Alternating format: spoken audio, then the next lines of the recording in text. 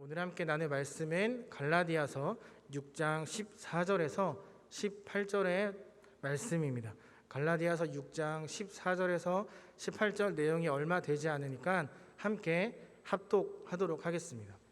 함께 합독하겠습니다. 그러나 내게는 우리 주 예수 그리스도의 십자가 외에 결코 자랑할 것이 없으니 그리스도로 말미암아 세상이 나를 대하여 십자가에 못 박히고 내가 또한 세상을 대하여 그러하니라.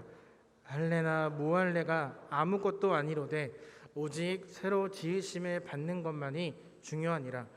무릇 이 규례를 행하는 자에게와 하나님의 이스라엘에게 평강과 긍휼이 있을지어다. 이유로는 누구든지 나를 괴롭게 하지 말라. 내가 내 몸에 예수의 흔적을 지니고 있노라. 형제들아, 우리 주 예수 그리스도의 은혜가 너희 심령에 있을지어다. 아멘. 안녕하세요. 저는 초등 1부와 어하나를 섬기고 있는 양휘석 목사입니다. 오늘 이 말씀을 통해 우리 안에 잘못 남겨져 있던 그 흔적을 예수 그리스도로 인해 제거하고, 또한 우리가 당연히 가져야 하는 그 흔적을 되찾고 회복하는 그 시간 되시기를 간절히 소망합니다. 지금은 좀 찾기 어려운 것 같은데요. 제가 중고등학생일 때 학생들이 자주 가던 그런 저렴한 식당이 있었습니다. 이 식당의 특징이 무엇이냐면 사람들이 와서 볼펜으로 어떤 글을 써놓고 간다는 것입니다. 예를 들면 누구누구 왔다감, 누구누구 사귐, 누구야 사랑해, 우리 오래 가자, 이런 내용들이 적혀 있었습니다. 그 후에 또 방문해서 내가 남겼던 그 글이 있었는지 확인하고 없으면 더 두꺼운 펜을 가지고 와서 그 위에 또 글을 남겨놓곤 했습니다. 왜 이렇게 그곳에 글을 남기는 것일까요? 또 제가 인도에 있었을 때 이야기입니다. 시간이 허락되어 선교활동을 하다 여행을 하게 되었습니다. 인도는 상당히 더운 나라이지만 북쪽으로 올라갈수록, 그리고 겨울이 될수록 낮과 밤의 일교차가 상당히 커집니다. 저는 그때 남인도에 있었는데 이제 북인도로 올라가고 나니 반팔밖에 없어서 입을 게 없어 옷을 사러 시장에 외국인들이 아주 많은 곳에 들어갔습니다. 그곳에 들어가서 옷을 고르고 있는데 그 사장이 저에게 와서 일본어로 이렇게 물어보았습니다. 니혼진 데스까? 그래서 이게 무슨 말이지 하고 쳐다보고 있는데 한국 사람? 이렇게 또 물어보더라고요. 그래서 난 한국 사람이다 라고 이야기를 했더니 제 등을 밀며 나가라고 이야기하는 것이었습니다. 그래서 왜, 난 아무 잘못도 하지 않았는데, 난 옷을 사러 왔는데 왜 날 쫓아내느냐 물어보았더니 한국 사람들이 와서 너무 많이 깎아달라고 이야기해서 한국 사람에게는 옷을 팔지 않기로 결정했다. 그러니까 너 나가, 이렇게 하면 저를 밀어냈습니다. 왜 이 사장은 저를 밀어냈을까요? 내가 남겨놓은 글 위에 다른 글이 있으면 또 내 글을 남기는 이유, 그리고 이 인도 사람이 한국인에겐 다시는 물건을 팔지 않겠다라고 결정했던 이유는 바로 흔적 때문입니다. 나의 흔적을 남기고 싶다는, 또 간직하고 싶다는 어떠한 나의 욕심, 혹은 또 상처로 인해 새겨진 그 어떤 흔적 등이 남아있기 때문에 우리는 글을 더 쓰고, 또 그 흔적 때문에 물건을 팔지 않고 쫓아내기도 했던 거죠. 혹시 이 이야기를 들으면서 나는 달라, 나는 벽에 낙서해 본 적이 없어, 혹은 나는 그렇게까지 깎아달라고 말한 적 없어요 라고 생각하시는 분이 있을지 모르겠습니다. 하지만 이 이야기는 우리 모두에게 동일하게 적용되어지는 이야기입니다. 우리는 오늘 이 예배의 자리에 나오기까지 수많은, 아주 많은 흔적을 남기고 살아왔습니다. 그게 눈에 보이던 보이지 않던 우리는 어떠한 흔적을 남기며 살다 이 자리에 왔습니다. 한 가지 질문하고 싶습니다. 예배를 드리고 계시는 분들에게 있는 나만의 흔적이 무엇이 있는지 물어보고 싶습니다. 흔적이라고 하니 조금 추상적인데요. 나의 삶 속에 기억나는 것, 혹은 나의 자랑이 되는 것이 그 흔적입니다. 이런 말이 있죠. 호랑이는 죽어서 가죽을 남기고 사람은 죽어서 이름을 남긴다. 이 가죽이나 이름이나 모두 다 흔적을 남기는 것입니다. 옛날이나 지금이나 동일하게 모든 사람들은 자신의 흔적을 남기고 싶어 합니다. 좀 더 인정받고 싶어 하고요, 좀 더 존중받고 싶습니다.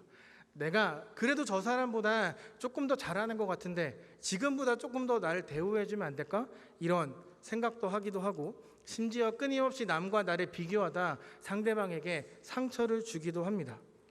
다시 말해, 우리는 동의하던 동의하지 않던, 죄송하지만 흔적을 남기는 일에 열심을 내고 때론 혈안이 되어 살아가고 있습니다. 우리는 나도 모르게 나의 흔적을 남기기 위해 시간과 에너지를 많이 사용합니다. 아무리 제 말에 동의하지 않는다 해도 우리가 흔적을 남기며 살아가는 건 변함없습니다. 그 이유는 우리가 발을 딛고 살아가는 바로 이 세상 때문입니다. 이 세상은 우리로 하여금 흔적을 남기는 삶을 살아가도록 합니다. 그리고 무엇인가를 끊임없이 자랑하도록 만듭니다. 내 삶에 자랑할 것이 있어야 마치 그 삶이 성공한 것처럼, 내가 잘 살고 있는 것처럼 우리는 마음의 안도감을 갖습니다. 우리가 이렇게 세상 속에서 살아갈 때 정신을 차리지 못하고 살아간다면 우리는 스스로의 흔적만을 남기며 살아가는 사람들이 될 것입니다. 하나님을 위해 여러 일들을 감당하고 교회에서 사역을 아무리 오랫동안 해왔다 하더라도 우리가 정말 정신을 똑바로 차리지 않으면 그 모든 것들은 결국 나의 흔적, 나의 자랑거리가 되고 말 것입니다. 이 갈라디아서가 쓰여졌던 그때나 지금이나 바뀐 것이 없습니다. 세상은 끊임없이 하나님에게서 우리를 떼어내려 하고 하나님이 아닌 스스로의 흔적을 남기도록, 스스로의 업적 혹은 그 일들을 자랑하도록 만들 뿐입니다. 이 갈라디아 교회의 사람들 중 일부도 그랬습니다. 12절을 보면 육체의 모양을 내는 자들이라는 표현이 있습니다. 이들은 갈라디아 사람들에게 육체의 표현, 즉 할례를 받으라 강요합니다.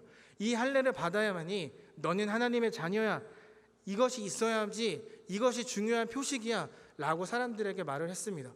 막 하나님을 믿기 시작했던 이 갈라디아인들의 이 말을 듣고 마음이 흔들리기 시작합니다. 믿음이 성숙하지 않았기 때문에 혼란에 빠지고 할례를 받아야만 하는 것인가? 할례를 받아야만 내가 구원에 이를 수 있는 것인가? 라는 생각을 하기 시작합니다. 그리고 육체의 모양을 내려 하는 자들은 이 많은 이방인 개종자들에게 할례를 베풀며 자신들을 드러내기 시작합니다. 마치 그것이 하나님이 맡겨주신 사역인 것처럼, 내 선교의 열매인 것처럼 자랑하고 다닙니다. 다시 말해 잘못된 그 흔적을 다른 사람들에게 강요하고 있는 것이죠. 그래서 바울은 갈라디아 교인들에게 그리고 우리에게 이렇게 말합니다. 우리 함께 말씀 14절을 읽어보도록 하겠습니다. 함께 읽겠습니다. 그러나 내게는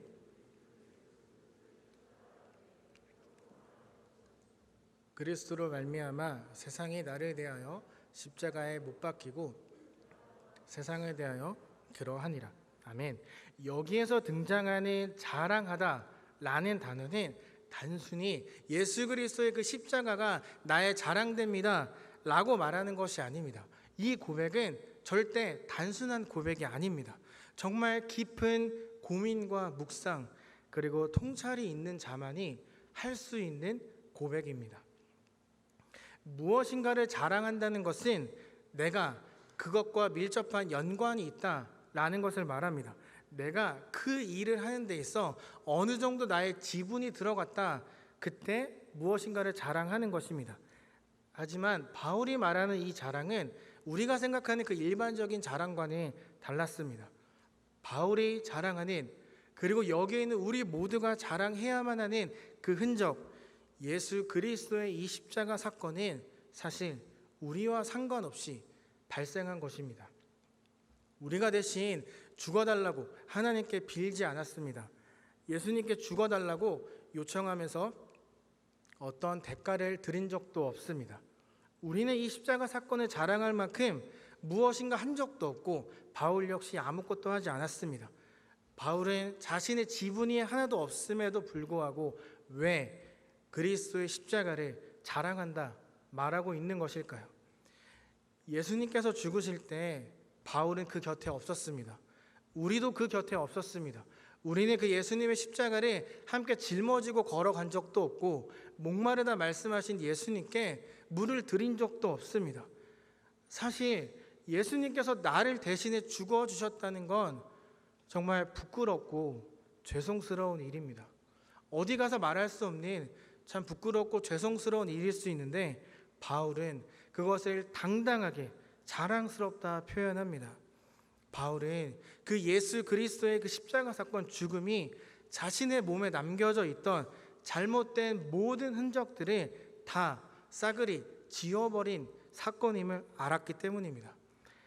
이전에 자신이 갖고 있었던 모든 것들, 로마 시민권이 있을 것이고 뛰어난 스승 밑에서 공부했던 것, 내가 자랑할 수 있는 그 모든 것들이 예수 그리스도 그 죽음 앞에 보니 사실 별것 아니었다. 이게 배설물에 불과했다라는 표현을 바울은 하게 된 거죠. 바울은 확신을 갖고 십자가에 못 박힌 예수 그리스도를 자랑합니다. 죄인의 몸으로 보잘것없이 십자가에 달려 죽은 그 사건이 사실 남들이 보기에는 별 볼 일 없는 죽음처럼 보입니다. 하지만 예수 그리스도가 누구인지 아는 사람, 그리고 십자가 사건의 의미가 무엇인지 아는 사람들에게는 더없이 중요한 사건입니다.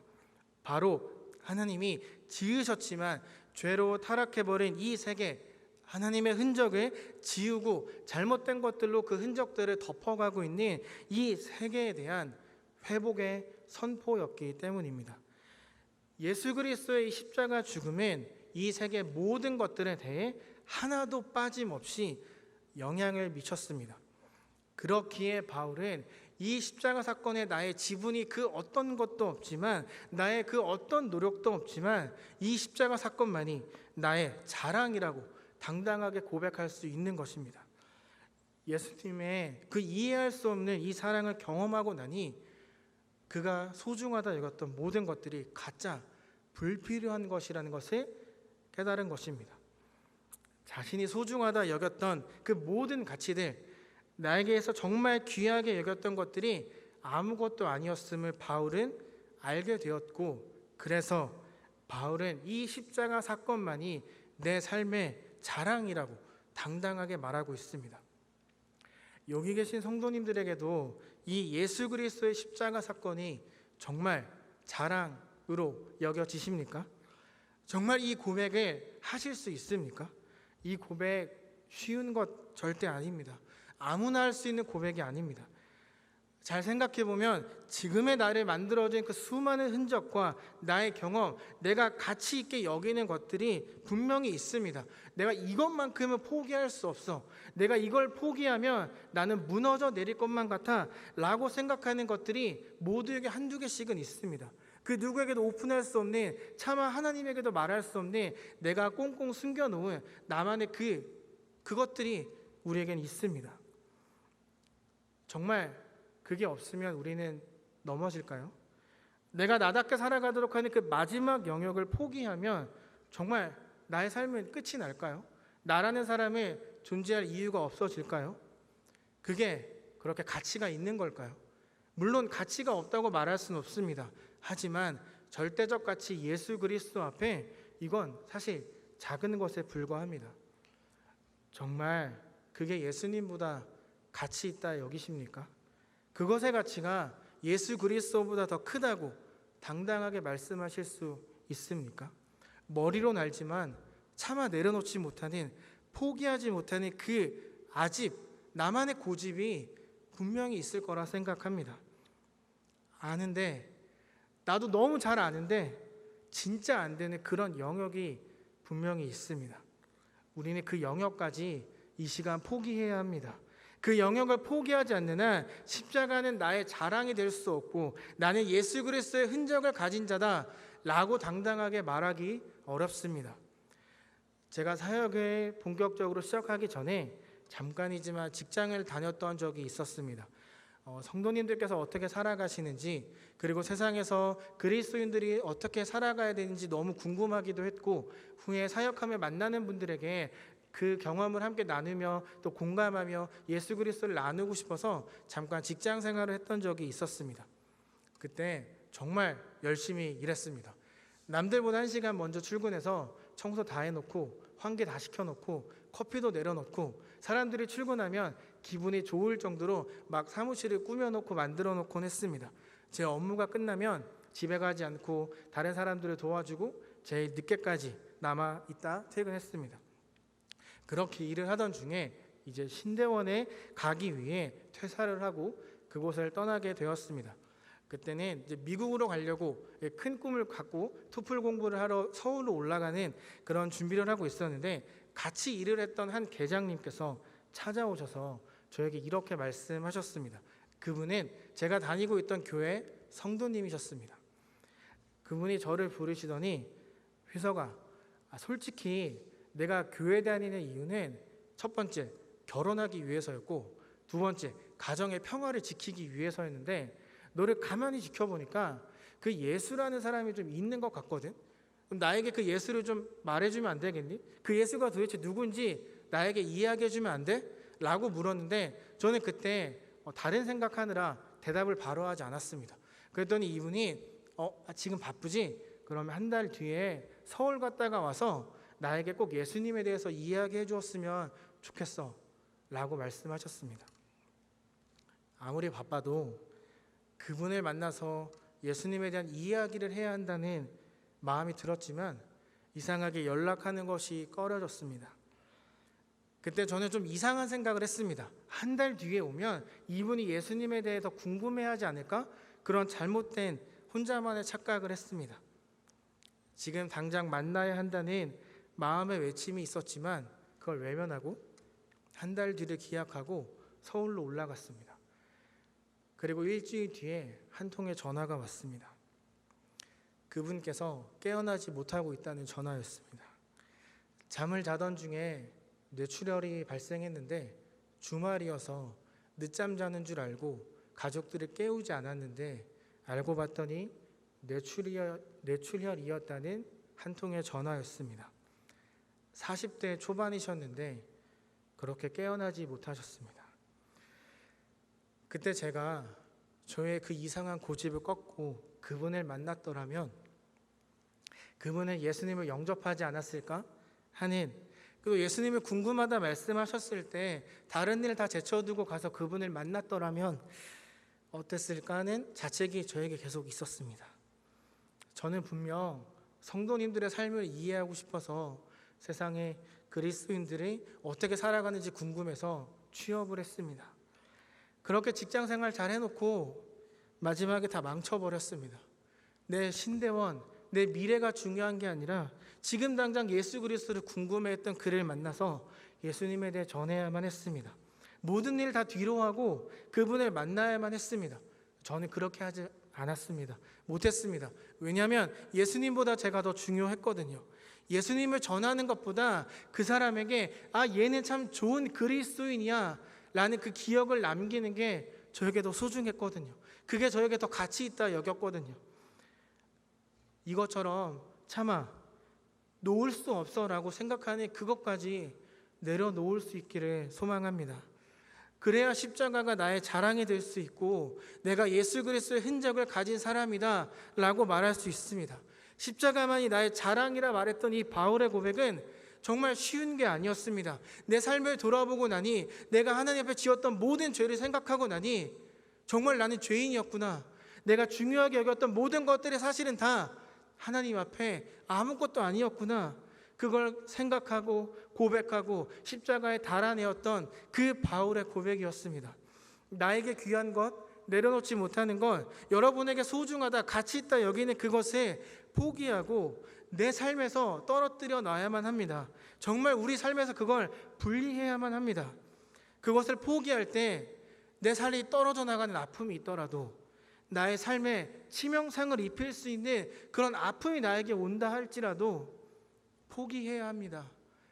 버릴 수 있어야만 합니다. 그런데 우리는 이 치명상을 피하고 싶어서 어떻게든 잘못된 흔적을 지으며 일어나는 내 안의 그 상처와 아픔을 피해보고자 합니다. 이 아픔과 상처를 감수해내야 참아낼 용기가 있어야 진짜 회복이 시작되는데 우리는 그 용기를 내지 못할 때가 더 많습니다. 그래서 우리는 그 그리스도의 십자가 사건에 잊어버리며 살아갈 때가 많습니다. 아니, 거의 잊고 살아가다시피 합니다. 왜 우리는 이 엄청난 십자가 사건, 그리고 이 예수 그리스도 그 보혈의 피를 잊으며 살아가는 것일까요? 우리 매일 아침 저녁으로 기도하고 말씀 보잖아요. 아침마다 말씀을 통해 결단하고 잠자기 전에 하루를 돌아보고 기도하고, 그렇게 내일은 꼭 오늘 살지 못한 삶을 살아내겠다라고 고백하고 잠자리에 들잖아요. 그런데 그 고백이 결단이 무색하게 정신없이 하루를 살아갈 때가 더러 있습니다. 나의 마음과 다르게 살아가는 그 이유는 정말 하나님을 신뢰하고자 하는 그 마음, 그 감정을 마귀가 교묘하게 건들고 있기 때문입니다. 창세기 3장을 보면 사탄이 뱀의 모습을 하고 하와 앞에 나타납니다. 그리고 다른 것 하지 않았습니다. 그녀의 감정만 건드렸습니다. 우리를 넘어뜨리려는 이 사탄의 전략을 보면 우리의 감정을 툭툭 건드립니다. 그저 우리의 감정을 건드리고 그 안에 작은 구멍을 내서 우리 스스로 의식하고 의심하도록 만듭니다. 정말 이거 포기해도 괜찮은 걸까? 정말 하나님이 말씀하신 게 맞는 걸까? 기도하면 이루어지는 건 맞는 걸까? 도대체 이 기도는 언제 응답이 되는 걸까? 자꾸 의심하며 생각하기 시작합니다. 인식의 전환, 잘못된 인식의 전환이 우리에게 일어나는 거죠. 선악을 알게 하는 나무 앞에서 사탄은 하와에게 아주 흥미로운 이야기를 했습니다. 단 한 번도 생각해 보지 않았던 이 세계의 중심은 하나님, 그 외에 아무것도 생각해 보지 않았던 하와와 아담에게 이걸 먹기만 하면 너 하나님처럼 될 수 있어, 하나님과 같아질 수 있어, 즉 너는 하나님과 함께 이 세계의 중심이 될 수 있어, 그 이야기를 했을 뿐입니다. 감정을 건드리자 하와는, 아담은 충격을 받고 그들의 사고가, 인식이 완전히 바뀌어 버렸습니다. 그러니까 우리 안에 맞다 생각하는 것, 절대적 진리, 하나님, 예수 그리스도, 구세주, 그것에 대한 의문이 아담과 하와에게, 그리고 우리에게 생기기 시작하는 거죠. 그 의문은 우리 마음에 불안, 불평을 주고, 또 정말 예수님이 나의 구세주인가 라는 생각도 하게끔 만들고, 나에게 필요한 것은 무엇인가를 끊임없이 생각하도록 만들었고, 결국 하나님으로부터 우리를 분리시키는 그런 결과를 가져왔습니다. 예수 그리스도보다 더 귀하게 여기는 것을, 어떤 아픔과 슬픔을 감수해서라도 나의 삶에서 분리시키고 떨어뜨려야 되는데, 우리는 그 반대로 하나님에게서 분리되어 나왔습니다.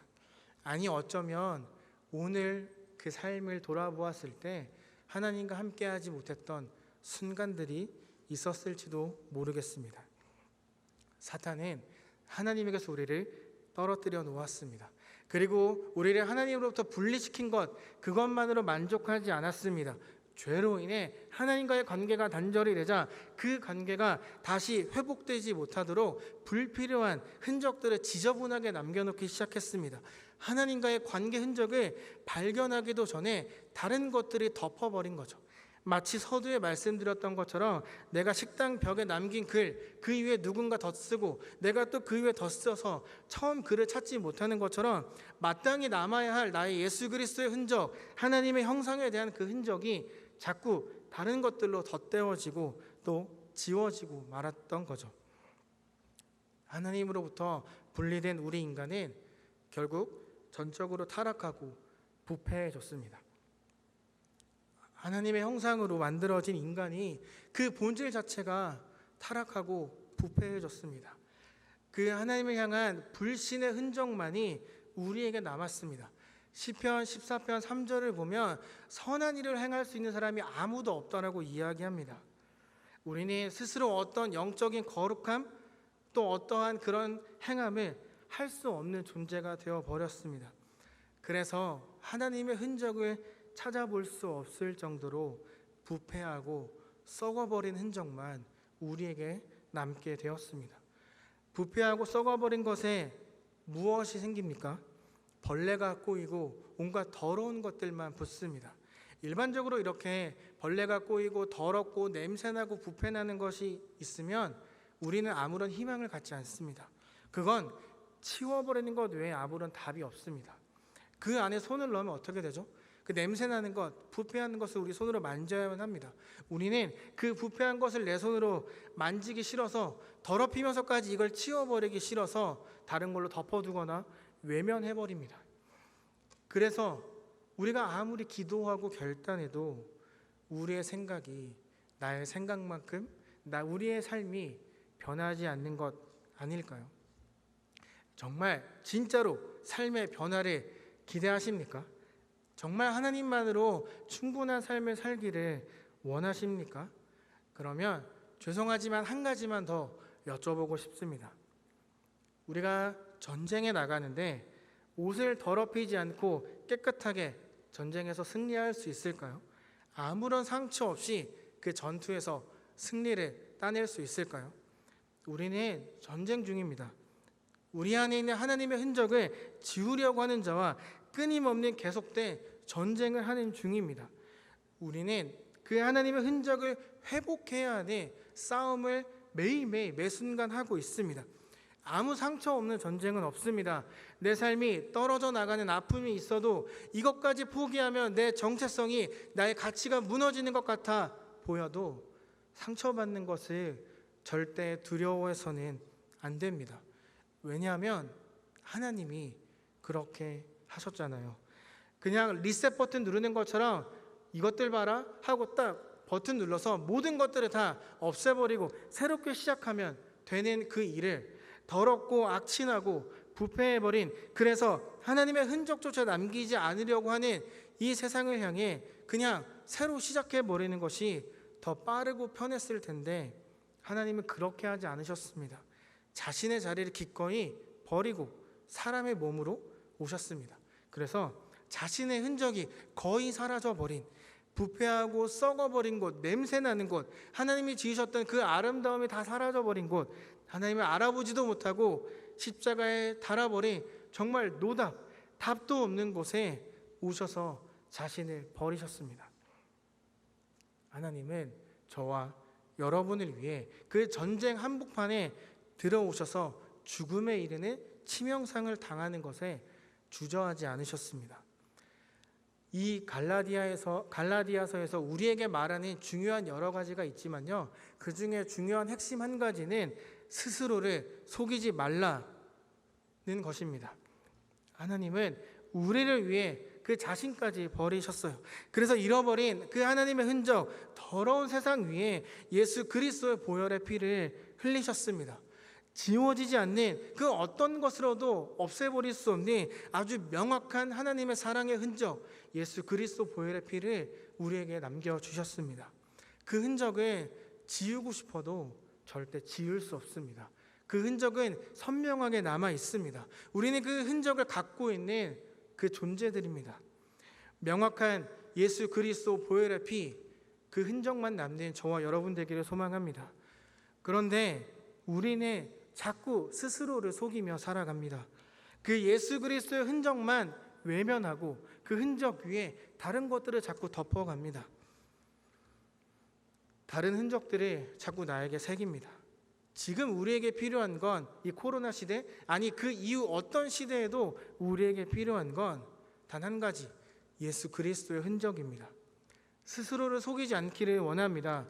코로나 시대에 이 정도만 해도 나 잘하고 있는 것 아니야? 오해해서는 안 됩니다. 그렇게 나 스스로를 위로해서는 안 됩니다. 그 흔적을 되찾고 회복하는 우리가 되기를 정말로 정말 소망합니다. 신앙의 연수, 직분, 사역, 죄송하지만 이런 것들은 중요하지 않습니다. 15절에 보면 할례나 무할례가 아무것도 아니로되 오직 새로 지으심을 받는 것만이 중요하니라. 우리가 반드시 기억해야 하는 것은요, 할례, 무할례, 어떤 흔적, 내가 했던 어떤 업적, 그런 게 아닙니다.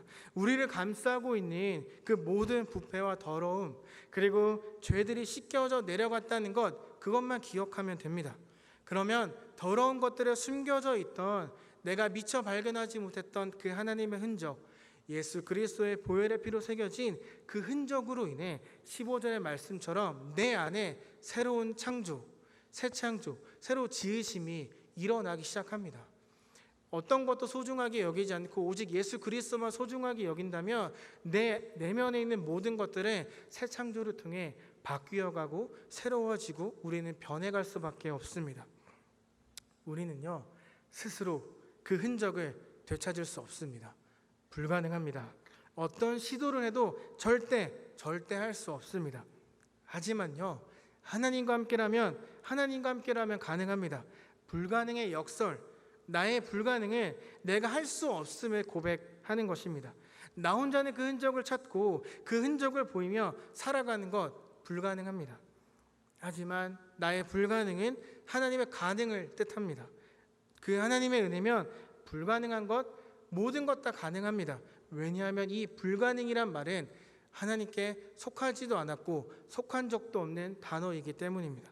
바울은 이 불가능의 역설, 이 역설의 은혜를 알았습니다. 그래서 하나님을 위해 자신을 드리고 나의 가치와 정체성을 기꺼이 포기하고 내던질 수 있었던 것입니다. 그가 고백한 예수의 흔적은요, 예수 그리스도를 전하며 얻은 상처들이었습니다. 매에 맞고 돌에 맞아 찢기고 찢어지고 멍든 그런 상처들이었습니다. 그는 그런 상처들을 보며 예수님께 불평하지 않고 오히려 예수님께 감사하며 예수님을 떠올렸습니다. 그리고 하나님이 주시는 평강과 은혜를 자신의 몸에 남겨진 흔적을 보며 누렸습니다. 사랑하는 성도 여러분, 어떤 흔적이 여러분의 삶 속에 있기를 원하십니까? 나의 마음을 편안하게 하는 것? 나를 지금까지 만들어준 그 무언가? 내 손에 쥐고 있는 그 가치 있다 여기는 것? 기꺼이 포기할 수 있으시겠습니까? 예수의 흔적을 회복하기 위해 그 전쟁의 한복판에 뛰어들 수 있으시겠습니까? 그것이 전쟁의 한복판이라 해도 상처를 입고 때론 치명상을 당해 내가 넘어지는 게 아무리 분명하다 해도 그게 예견된다 해도 우리는 기꺼이 그곳으로 들어가야만 합니다. 우리 하나님은 주저하지 않고 그 한복판에 뛰어들어 오셨습니다. 하나님은 우리 상태를 회복하기 위해서 우리 안에 새로운 창조를 이루어내기 위해서 우리에게 예수 그리스도의 흔적을 남기기 위해서 단 한순간의 주저함도 없이 그 전쟁의 한복판으로 뛰어들어 오셨습니다. 하나님께서 싸워주십니다. 하지만 이 싸움은 하나님과 함께 해야만 하는 싸움입니다. 하나님께 결과를 맡겨드린다라는 그런 말로 방관해서는 안 됩니다. 하나님께서 해주시겠지, 하나님께서 어떻게든 해주시겠지 라고 생각하며 지켜보아서는 안 됩니다.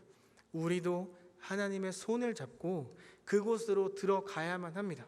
그리고 그곳에서 그 하나님의 손을 잡고 선포해야 합니다. 전쟁의 한복판에서 모든 것들을 맡고 우리를 기다리고 계시는 그 하나님의 손을 잡고 이렇게 선포해야 합니다. 그리스도의 흔적이 더럽혀지지 않기를 원합니다. 나의 삶에는 오직 예수의 흔적만 있기를 원합니다. 그리스도의 흔적이 더럽혀지지 않기를 원합니다. 나의 삶에는 오직 예수의 흔적만 있기를 원합니다. 라고 선포할 수 있어야만 합니다. 이 선포가 없으면, 이러한 우리의 고백이 없으면 우리는 예수 그리스도의 흔적을 또 잃어버린 채 살아가게 될지 모릅니다. 더 이상 스스로를 속이는 삶을 살아가지 않기를 부탁드립니다. 더 이상 나의 부패와 그런 더러움을 외면하지 않으시기를 부탁드립니다. 그래서 내 안에 새겨진 그 예수 그리스도의 흔적을 되찾기 위해, 그것을 회복해서 내 안에 주시는 평강과 은혜를 누리기 위해 살아가는, 그렇게 결단하는 우리 모두가 되기를 간절히 소망합니다. 우리 함께 18절을 함께 읽었으면 좋겠습니다. 함께 읽겠습니다. 형제들아, 우리 주 예수 그리스도의 은혜가 너희 심령에 있을지어다. 아멘. 우리 한 번만 더 읽겠습니다. 형제들아, 우리 주 예수 그리스도의 은혜가 너희 심령에 있을지어다. 아멘. 우리 선포하며 한 번만 더 읽겠습니다. 형제들아, 우리 주 예수 그리스도의 은혜가 너희 심령에 있을지어다. 아멘. 이렇게 예수 그리스도의 흔적을 되찾기를 소망하는 모든 분들에게, 내 안에 있었던 모든 죄들을 이 시간 고백하며 하나님께 나아오는 모든 분들에게 이 18절의 말씀처럼 그 심령 가운데 넘치는 예수 그리스도의 은혜가 가득하기를 간절히 소망합니다. 그래서 내일부터 내 삶 가운데 선명하게 새겨진 예수 그리스도, 그분의 흔적을 자랑으로 여기며 살아가는 저와 여러분 되시기를 기대하며 기도하겠습니다.